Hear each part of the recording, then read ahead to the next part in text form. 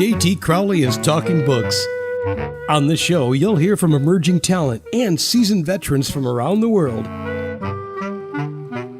Hello, I'm JT Crowley, the host of Talking Book Show on webtalkradio.net.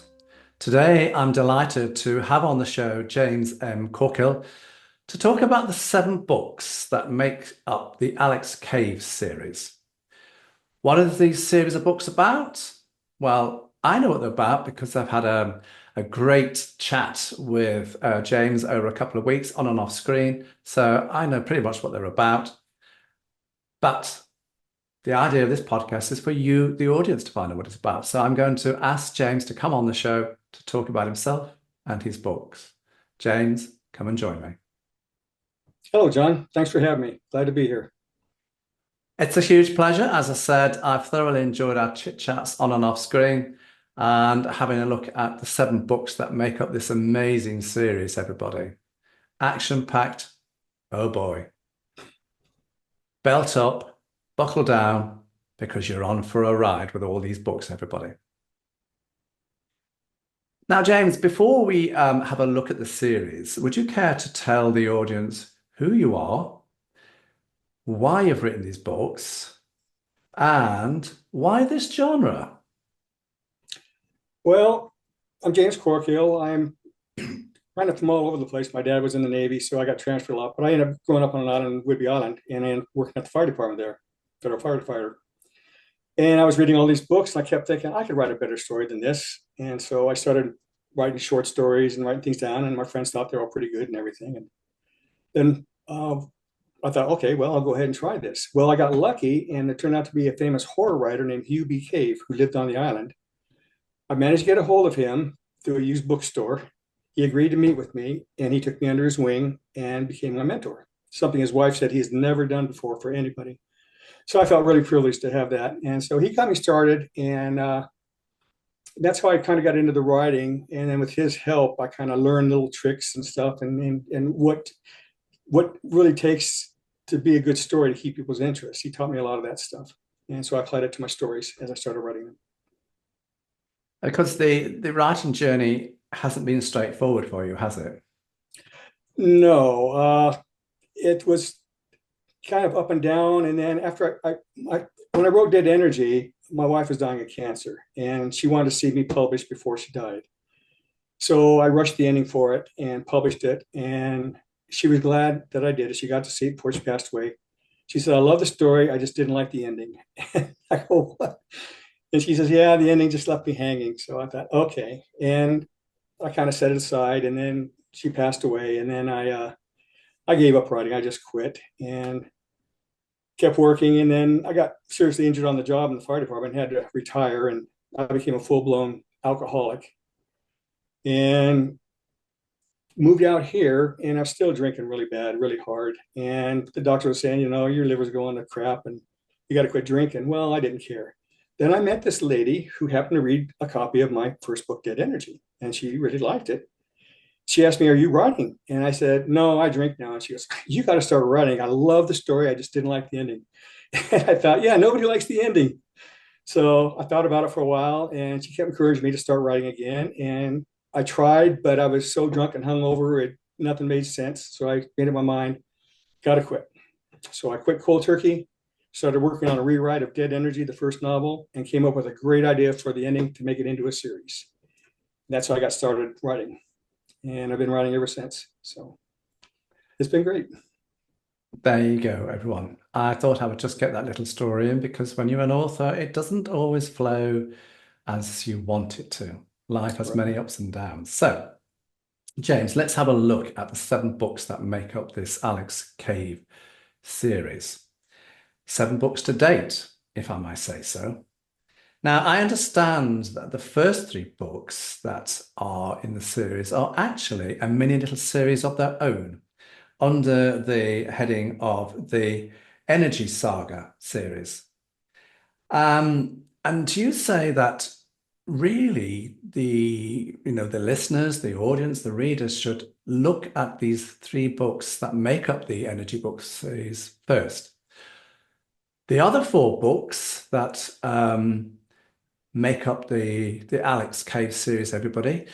Yes, they are part of the overriding series, but you could probably loosely say that each book has got its own standalone story to it. But overall, there are 7 books in the series, but the first 3 are a little mini series within a series, the Energy Saga series, and you need to read them first. Otherwise, you're not going to understand the character Alex or the other characters or the storylines at all. Now, let's go to the first book, Dead Energy. Here we have Alex Cave, the main protagonist throughout the series. His wife has been murdered. As a result, he steps away from his work at the CIA. He's looking for a quieter life. But does that happen? Oh no, everybody. Far from. In the book, we've got some really exciting characters here. We've got Martin Donner. He's the Director of National Security. And then we've got Reverend Menno Simons. Not so nice character. And his followers, they have got environmental issues. And the story is evolved around, oil tankers being attacked and targeted, as well as oil refineries, and the pipelines being attacked and targeted as well. They are just as important. So James, would you care to tell everyone what's the overriding storyline to this amazing first book of yours, and where did the concept come from in the first place? Well, the concept came from a friend of mine in the fire department. This is back in the mid-'80s. We were having an oil crisis. And my friend happened to mention, wouldn't it be interesting if all of a sudden there was no oil anywhere? And I thought about it, and I thought, that would make a great idea for a story. So I started working on it, making notes and stuff, started coming up with all of these ideas. But then I had to come up with a protagonist for my antagonist for my protagonist, sorry. And I thought, well, since the oil's disappearing, who's doing it? And I said, it must be somebody that's really fanatical about the environment. And it turns out that Menno Simons fit the bill perfectly in my mind. So Menno Simons, his wife, or his mother rather, has bad asthma, breathing conditions, and he's tired of the machines polluting the atmosphere and everything. So he gathers his followers he decides he's going to eliminate all the crude oil in the world. This is his main plan. Put us back into the Stone Age, no more machines. And with that idea in mind, I started building up, okay, now how do I reach that potential? So then I started working on the story. And now Alex is kind of, the first version of it, Alex is just a freelance guy. And when I did the rewrite after my wife passed away, all of a sudden the character, I felt something in me about the character. And I thought, I got to give him a reason, a purpose. And I thought, if it happened to him, if his wife died, like my wife died, how would I feel? And so I put that emotion into him. And that's one of the things throughout the whole series is Alex has a struggle with relationships because he can't get over his soulmate, his first love. And this is an ongoing topic throughout the series. Will he ever be able to find love again? And so anyway, that's where it goes for the series. And of course, and the old I don't know what else to tankers, say about Dead Energy. yeah, the refineries and the pipelines. Of course, these are all important. It's an action-packed book, everybody. Really is. Now, as I said, we are whizzing through these books because there are 7 to get through. It is a big series, and the idea is just to give you a flavor. It's not to give it away. If you want to know more about the books, as I say, go and have a look at his webpage, go and buy the books. Now, the second book, Cold Energy. Now, it's the second book in the mini-series, but it's also the second book in the overriding series. And we've got 57 chapters here. So like all of your books, they're big, chunky books. They need to be to get these big storylines out. And again, this book like all of your books, is it's action-packed, it's spine-tingling suspense, it's a real page-turning book. And we've got the characters, Alex, of course. Then we've got Sharon. She's interesting. The billionaire Mike Tanner. The research ship Mystic. Plus lots of other characters that, go in and out of the book every day just to support the storyline. And his story evolves around a frozen ocean off the coastline of Vancouver. Alien technology as well. Rounds on the Aleutian Islands. Mystified scientists. A private Cobra research team centre near Yellowstone National Park. Where on earth, James, did you conjure up this storyline? What's it about? Spill the beans. Well, where I conjured up, I don't know. That's hard to say. You know how writers are. It just pops into my head, and so I just go with it. A cold energy is there's these devices that Alex learned about from at the end of the first story, Dead Energy, that were a spaceship came back to Earth millions of years ago to clean the atmosphere, brought these devices with it. Well, it crash landed. And so Alex is on a quest to find out what happened to the spaceship and the devices that he brought. And it turns out that the research ship Mystic is searching for hydrogen or methane hydride in the deep ocean waters. And he's got this machine, this ultrasound machine that he uses to find it. Well, this machine accidentally activates one of these alien devices and immediately starts freezing the water, freezing the oceans off Vancouver Island and spreading at an incredible rate. And then it suddenly stops. So Martin Donner finds out about it and asks Alex to investigate to find out what happened. So Alex sets off and he meets one of his old buddies is on the Mystic, a crew member on the Mystic. Contacts him to find out what's going on, what's causing that was the other thing. This device also caused seismic events in Vancouver, Washington, and affecting the Mount Baker volcano. So anyway, Alex has a lot of friends, geophysicists, and his buddy from the CIA is on this ship, the Mystic, and he calls him and finds out that it's the Mystic that caused this to start happening in the first place. So they invite Alex out to try to figure out what's going on and to help solve the problem, figure out what these devices are, and if possible, a way to stop them from freezing the oceans. I have to point out here, everybody, that Alex is a geophysicist. Right. He's a geologist. That's why he gets invited out to these places, everybody. I need to make that clear. So that's why a lot of the stories are revolved around geological and seismic activities, because he's a geophysicist. That's why he gets called upon. And it's another exciting book. But do you know what? There were two chapters in this book, James, that really caught my eye. And that is chapter 6. This is the story of the sub.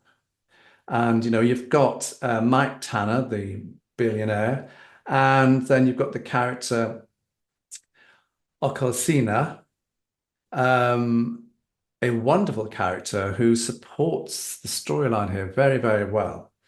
And they're deep underwater and something unexpected has happened. I suspect they're in a mini sub.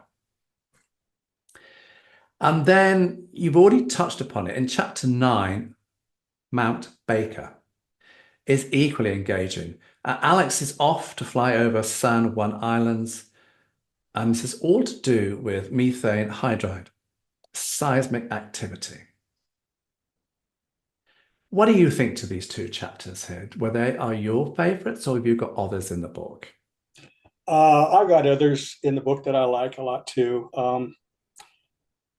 I think that the biggest one is my favorite one is when the captain of the Mystic takes them to this island in the Aleutian chain that can only be seen, nobody knows about it, and it only can be seen if you know where it's at.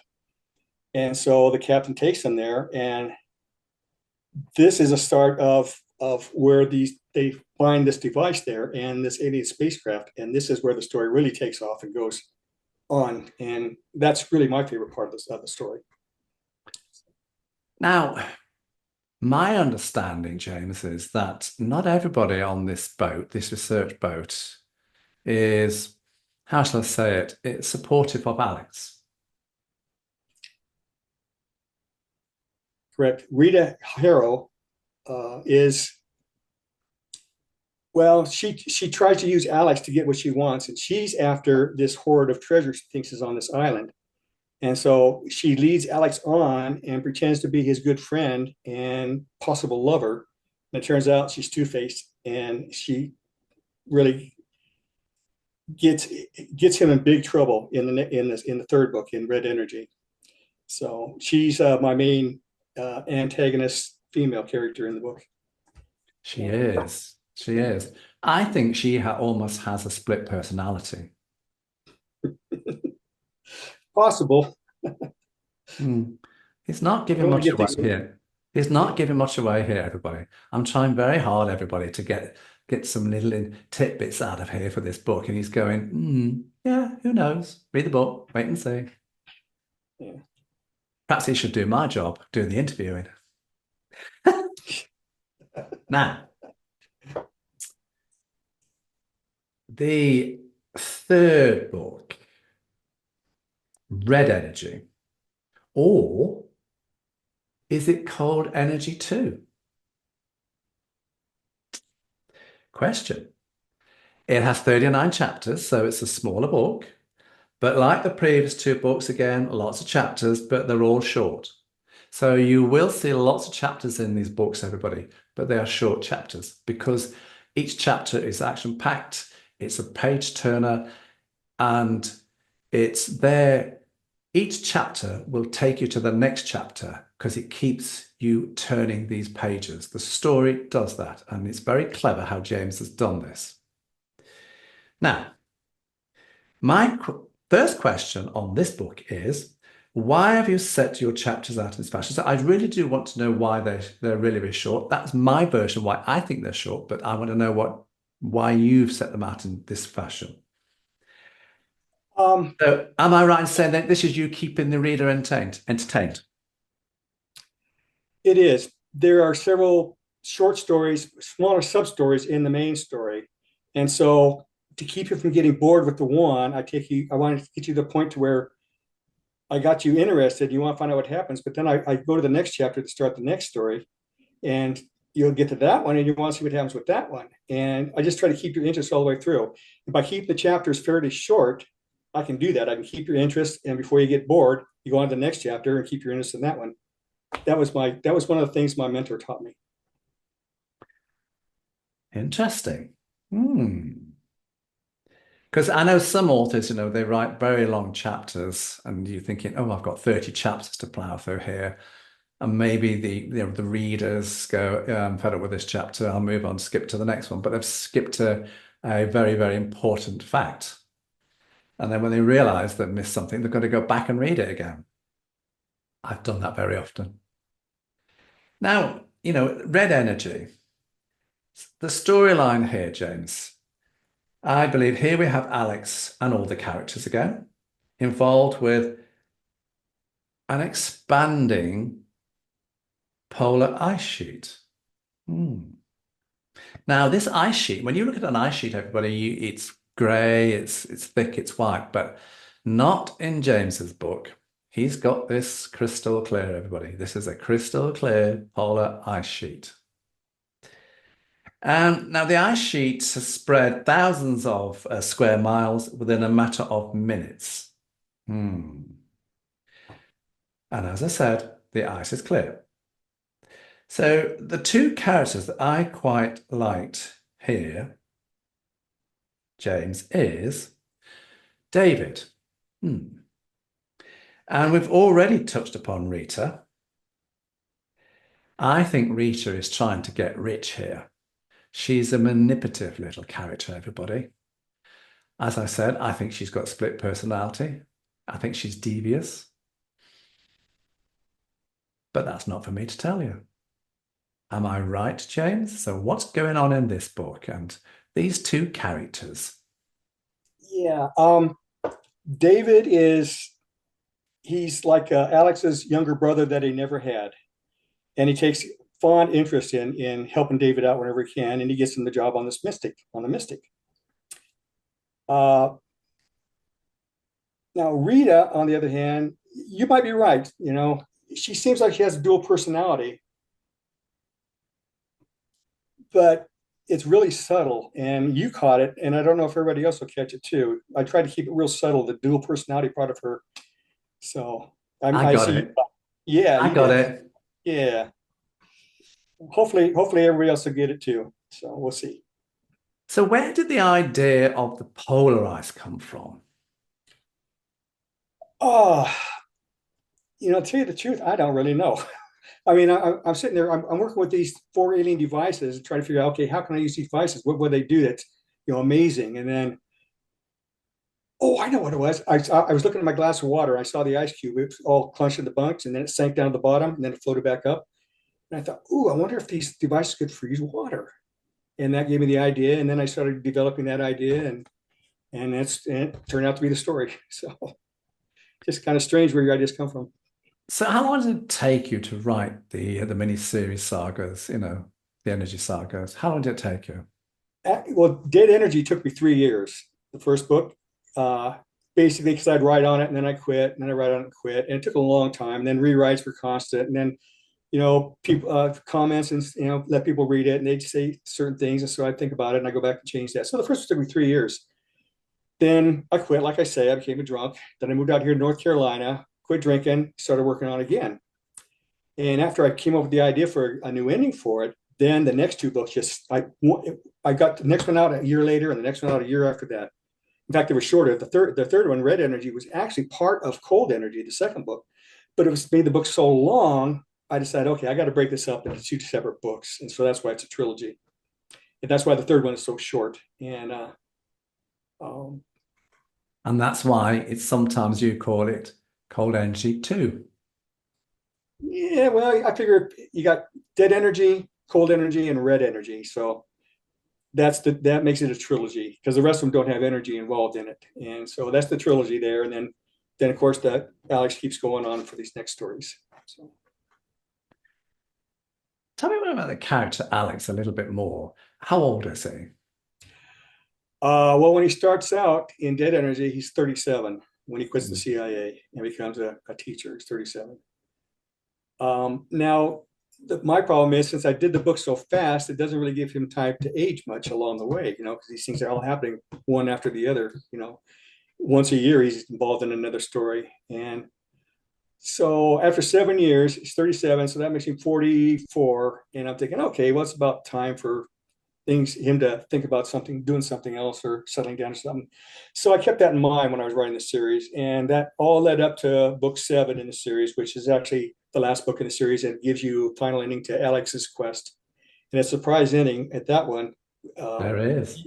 Yeah, you won't believe how he finally solves his problems. So he's quite a complex character, isn't he, Alex? Yeah, he's pretty complex. He's got a lot going on, and he's had a lot of problems. And, one thing my mentor told me, he says, a lot of times when you read a story, you're actually seeing part of the author in that story. Because a lot of times, the author will base some of it on his own character and own personality and stuff like that. With Alex, I guess he's kind of my alter ego, I guess. He's, well, not really alter, I don't know. It's hard to say. He's part of me, but he's his own character. And I put some of my life experiences into his personality and his problems to make him more relatable, I think, to the general people. He's just an everyday guy to everybody instead of some superhero. He's just a guy that's trying to do his job, and that's it. He's just stuck with this emotional problem that he can't get over, losing his wife, his soulmate. He just, for some reason, he can't get on with his life. In that aspect of it, is no more romances. He tries, but it just doesn't work. And that's basically his problem until the end. In the end, you'll find out he finally solves that issue. Indeed, he does. But I'm not going to spill the beans, everybody.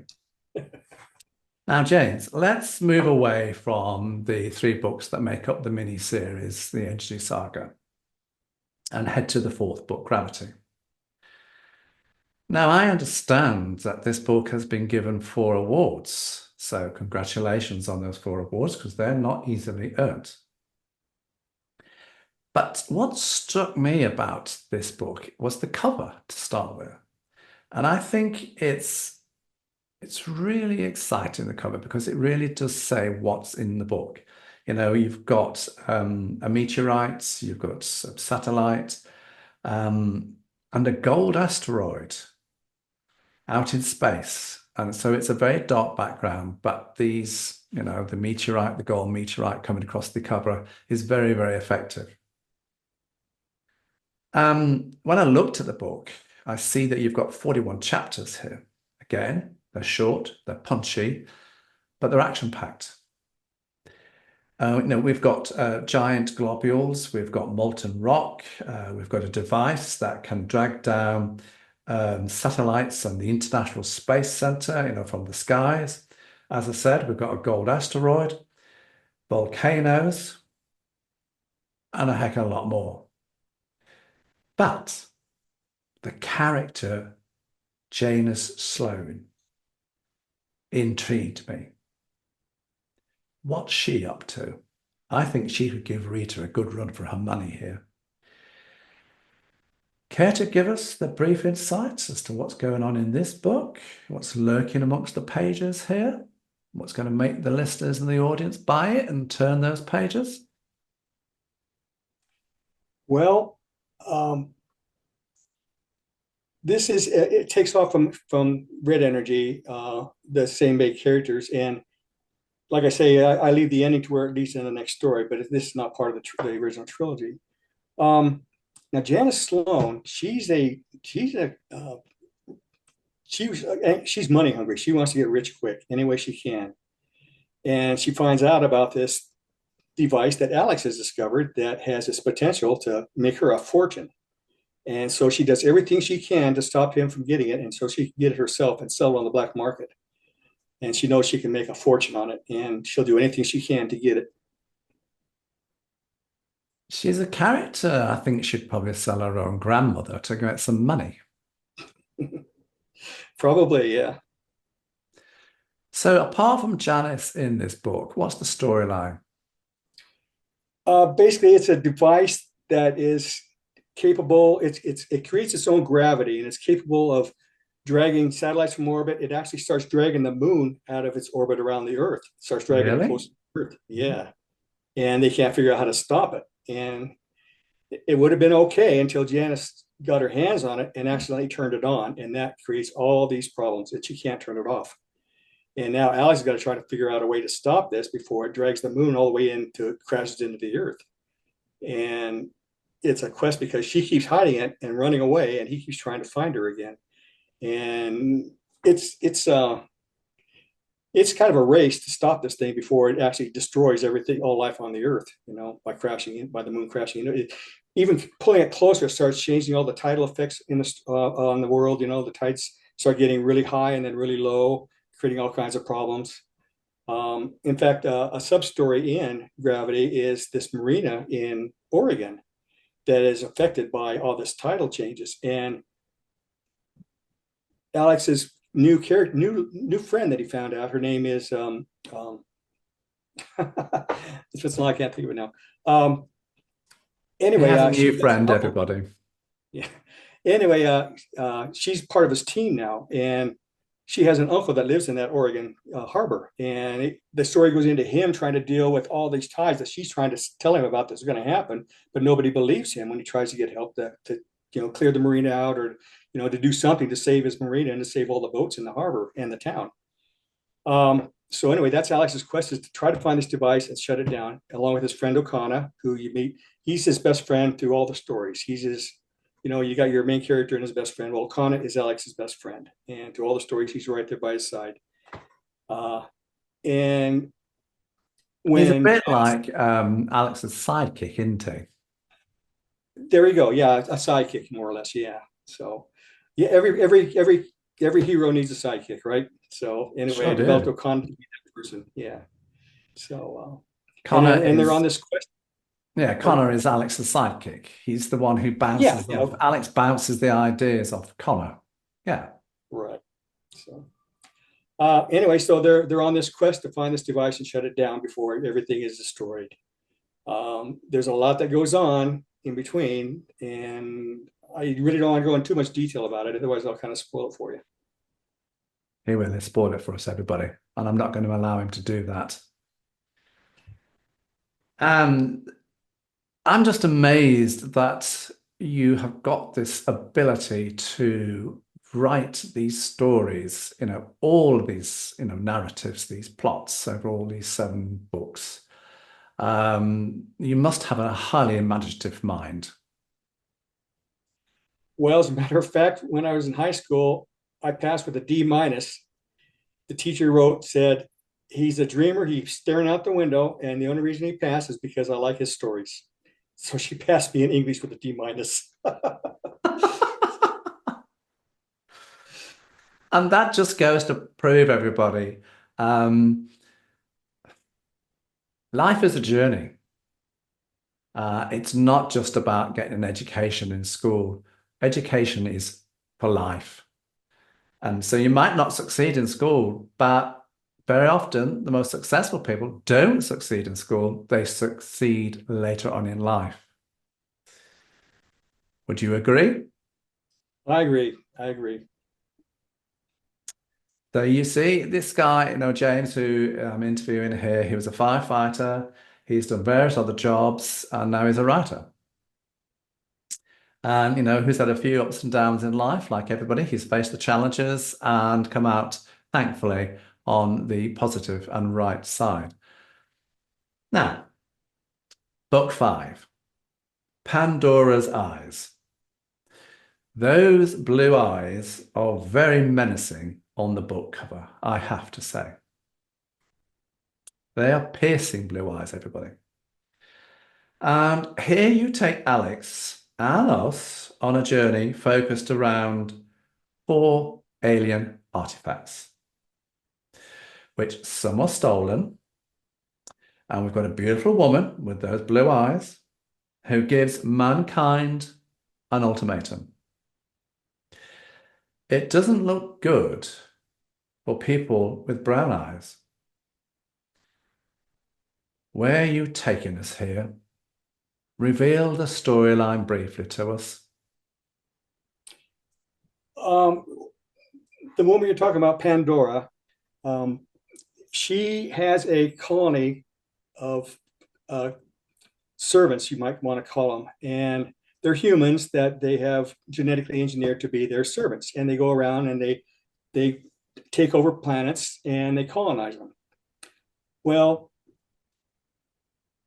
for some reason, when Pandora's spaceship hit Earth, it crashed, and it was under the ice for 180 million years until one of these devices that were stolen is activated, and it wakes her up, and she all of a sudden realizes where she's at and everything, and she brings the ship to the surface. They make contact with Alex Cave. She makes contact with Alex Cave and finds out that 90%, 97% of the world's population have brown eyes.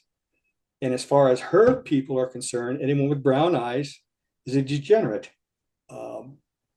And she makes us the ultimatum. If we don't voluntarily get rid of everybody with brown eyes, she will eliminate everybody on the planet.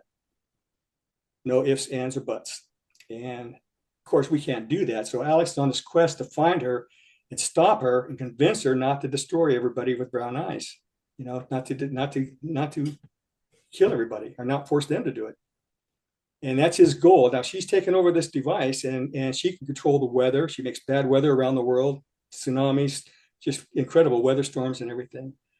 Now the subplot in that one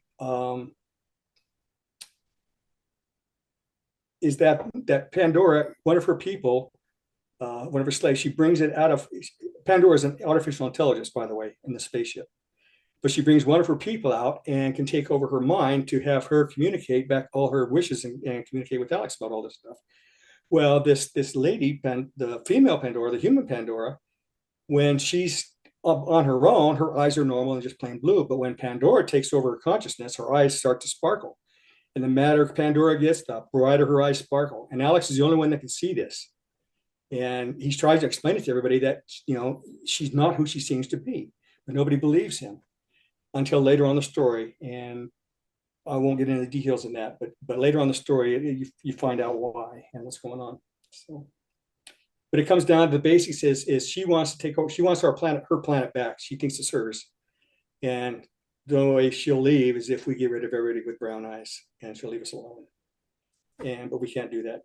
And so that's where everything gets really complicated in the story. So she's quite a complex character, is Pandora. yeah. She's not the cookie you might think she is.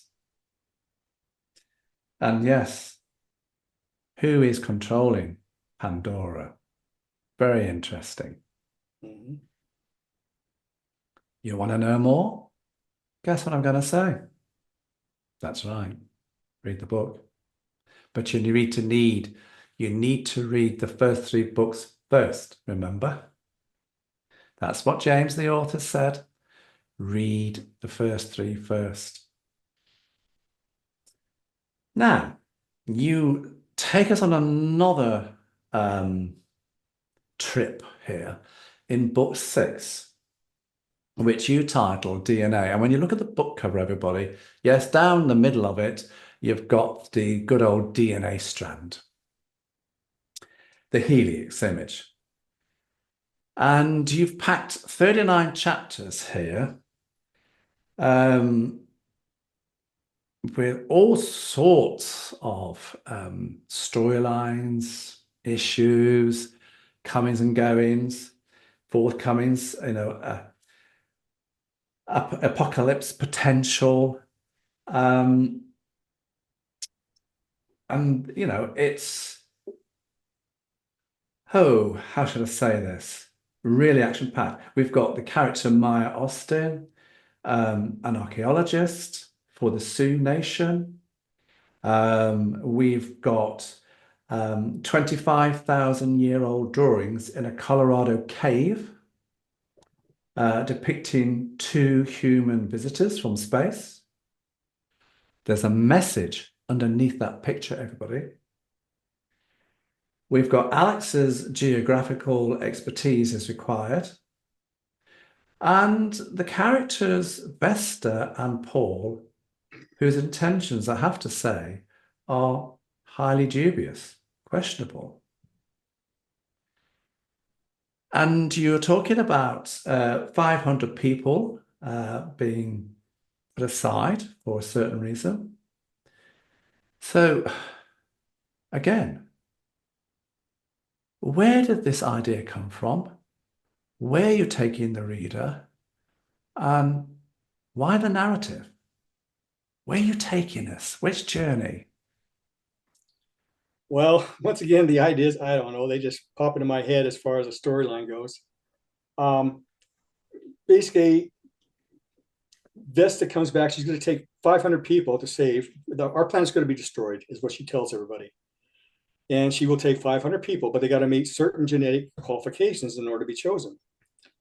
Well, when word gets out about this and the choices that these 500 people, the characteristics they need to have, finds out that they've got to be nearly perfect or she's not going to take them. And word gets out and social media starts getting flooded with everybody complaining about what gives her the right to decide who gets to go and who doesn't. Why can't we go? Is she discriminating against all these other people? She's discriminating against them, and this isn't right. You should have a lottery and stuff. Well, this is the premise of why there's only 500 people that she can take with her. Now, in the middle of the story, there's a big twist that changes everything. It's really hard to describe it without giving too much away. Well, basically, Alex makes contact with Vesta, but he doesn't trust her. He knows she's got an ulterior motive. Even though she says she's trying to save us and help us, he has a feeling she's got something different in mind. And he's suspicious about her the whole time. She knows this, and she confronts him about this. Why do you hate me? Why do you suspect me? And he doesn't give her a straight answer, but he knows that he'll never learn the truth from her if he asks her directly.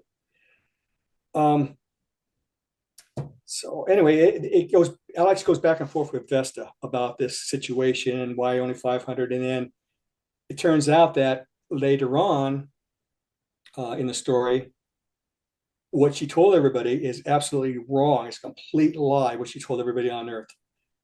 I won't tell you what the lie is, but she had everybody fooled. And Alex is the only one that didn't trust her, and he proves to be right in the end.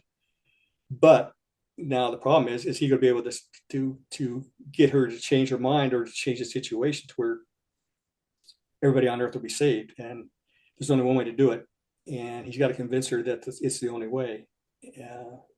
But she fights him out the whole time, and she has her own plan. I'm wondering, are the characters Vesta and Paul, are they the two human visitors depicted in the drawing back 25,000 years ago? Oh yeah, I left that part out. I forgot about that. Yeah, when Maya discovers this cave and this drawing in the cave, the two people on there, she learns later on, their names are Paul and Vesta. And after they finally decipher the writing, they learn that. And of course, she has no idea Paul and Vesta are the visitors that are going to be coming to visit them. But they do. They come back, and 25,000 years later, they come back, and they got this plan to save 500 people. So the human race doesn't go extinct. Is basically her plan. Is what she's telling everybody, but it's a lie. You have to read it. It's a lie. You have to read the book to find out why. I find the character Maya Austin, the archaeologist, very, very intriguing. She's, I think you've got her down as one of the, a Sioux person, from the Sioux Nation. One of the American natives. And I just found her character very interesting. Did you enjoy creating her? I did. In fact, you seem to like all my female characters, my female protagonists or antagonists or whatever. Yeah, I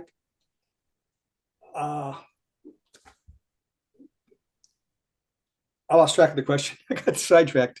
Anyway, I like the character Maya Austin. Yeah. Where did you get her from? I don't know. I needed a character to start the story, and she popped in my head, and I thought, well, what better? Since I'm part Native American myself, I thought, well, what better than have a Native American on this quest, And she makes this big discovery, and since Alex is a geologist, she invites him to come to the cave to check it out. This drawing she found. Yeah, I don't know. I guess. And I take it obviously, so the setting of the book must obviously be around the Sioux Nation, people. That's why she's a Sioux, a wonderful, wonderful, American native tribe people. You're not giving much away about this character here, are you?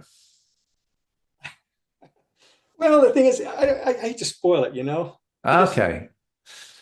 If you want to know more about Maya, go and have a look, everybody. But she is a fascinating character, just like Rita is, just like Alex is, just like Janus is. Each book has got its fascinating lady in it, especially Pandora. In the 5th book, Pandora's Eyes. Yep. Now, the final book in the series, James, the 7th book, you title it Parallel. And I've got to be honest here, I think you've kept your best to last. Despite the fact that it's your shortest book with 25 chapters, yeah, it's the shortest one, everybody. But here we have Alex discovering an ancient alien laboratory under the North Pacific Ocean. Here you are, you're taking us under the oceans again. Getting into the laboratory was easy. Getting out, not so, everybody.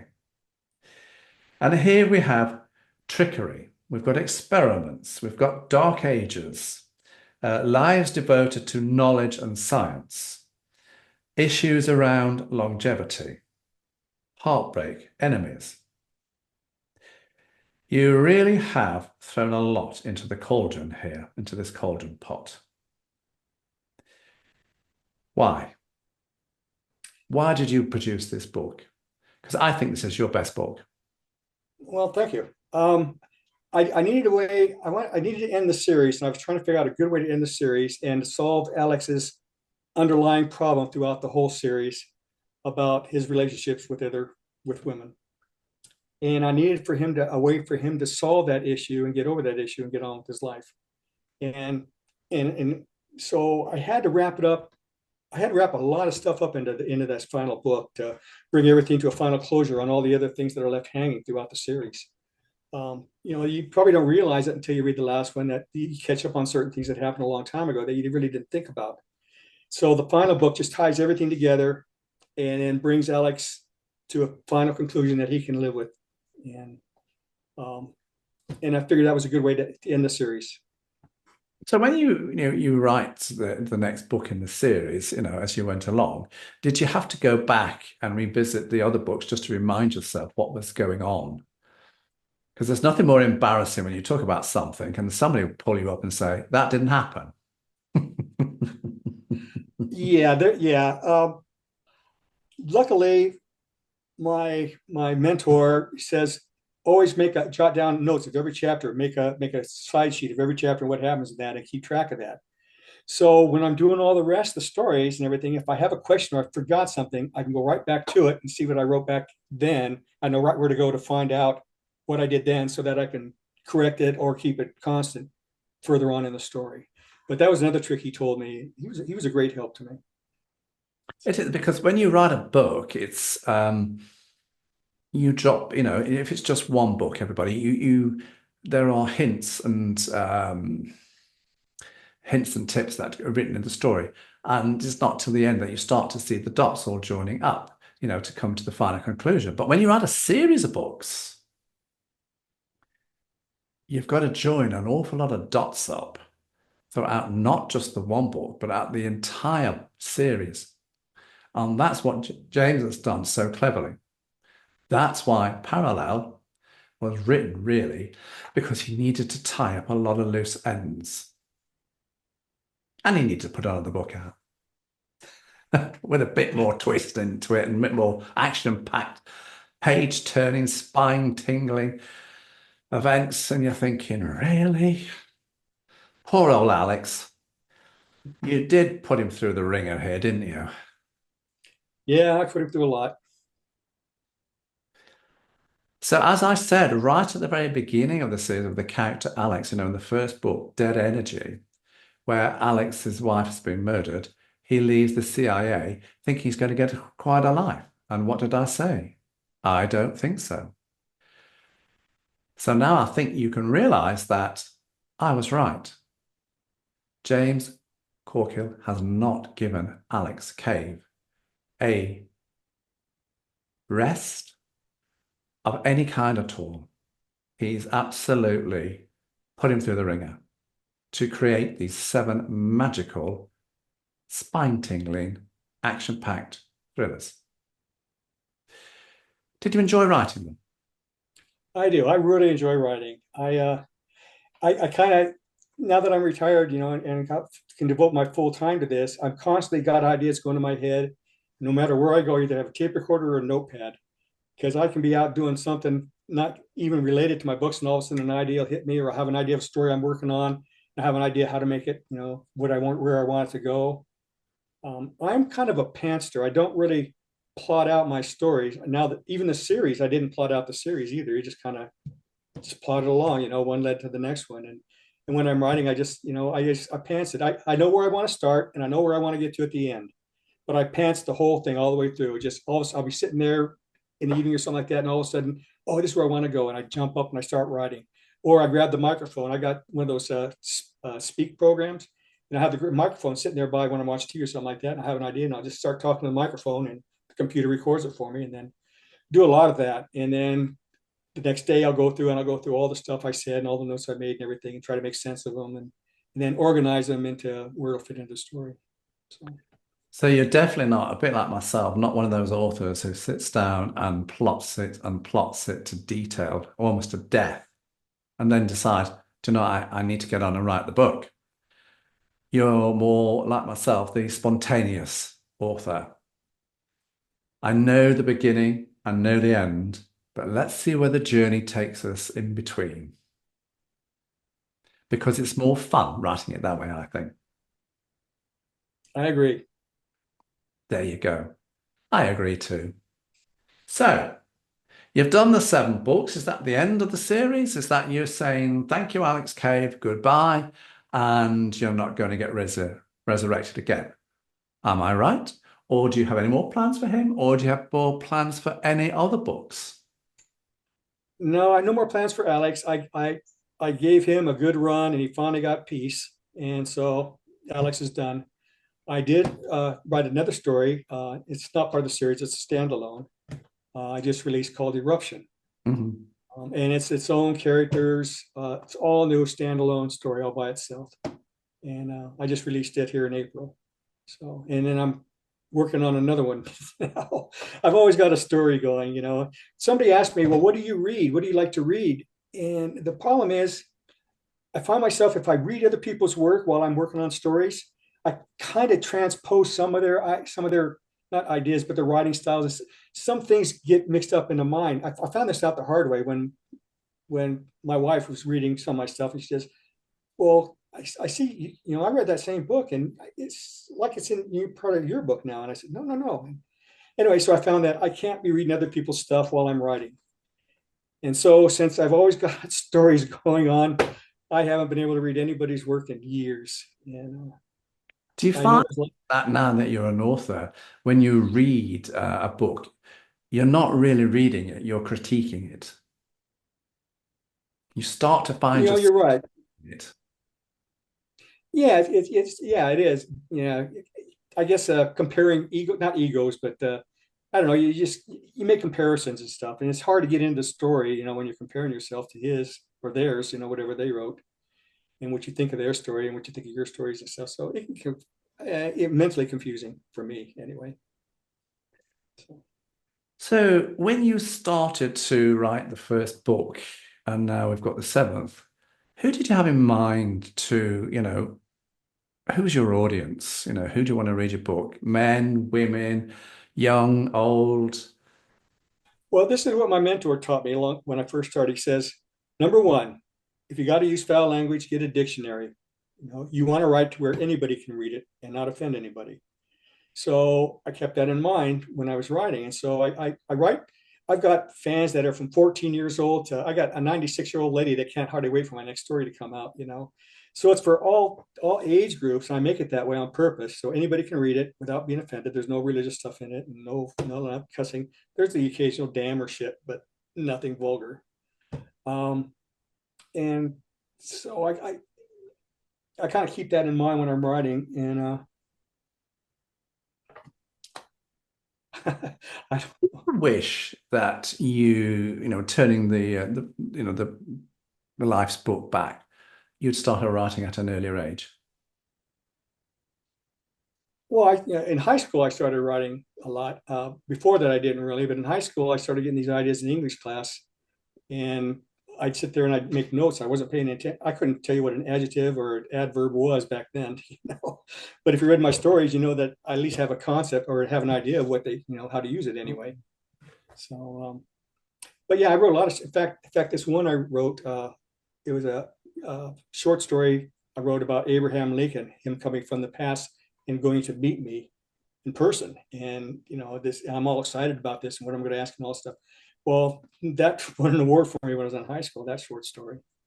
So and I guess from that point on, I decided, I guess I can write okay. So I started writing short stories and stuff a little bit. And then when I got into being a full-time firefighter, I lost interest in writing because I in my spare time I started reading a lot more. And the more I read, there was a lot of good stuff out there, but I come across these books that the writing was terrible and the story was terrible. I kept thinking to myself, I could do better than that. Mm. And so finally, that's when I met that famous horror writer and started writing, and that got me into it and been writing ever since. And that was back in, wow, that was 1989, I think, is when I first started writing The Dead Energy, the first book. but I didn't But I publish it. think the person that you really need to thank is that lady that you met who said, you need to write again. Exactly. She changed my whole life. Changed your whole life. Yes. In fact, she actually saved my life because I was about to die from liver failure. I was drinking so bad. Yeah. So in ways, she gave me a reason to stop. She gave me a purpose to keep going, because I was just depressed and giving up on life, basically. And then she gave me a reason encouragement to do something. And Absolutely. And it changed my whole life. Just that one late chance meeting. Thank goodness for that. So where can people get your books from? You can get them anywhere: Sony, Amazon, Kobo, Draft 2 Digital. I got them just about everywhere. I'm self-published, so I don't have a agent or anything like that, and so that's why I'm able to go to all the different outlets and put my story out there for everybody to get when they want it. So. You never know. Maybe somebody might watch this podcast interview, and like it's happened before with some others, you might get a phone call or a message saying, care to come on board and let's see what we can do with re-editing and tidying up and enhancing the stories. You never know. You never know. Yeah, I'm game. So, James Corkill, thank you so much for giving me the wonderful opportunity to spend time with you on and off air, to look at your books, to get to know you a little bit, and to, get to know a little bit about the Alex Cave character that is the dominant character throughout your 7 books. So for me, it's been a wonderful experience. And all I can say to the audience is, like I say on most interviews, is simply go and have a look at his books, everybody. But you need to go and have a look at the Energy Saga books first. So you really need to go to Dead Energy to start with.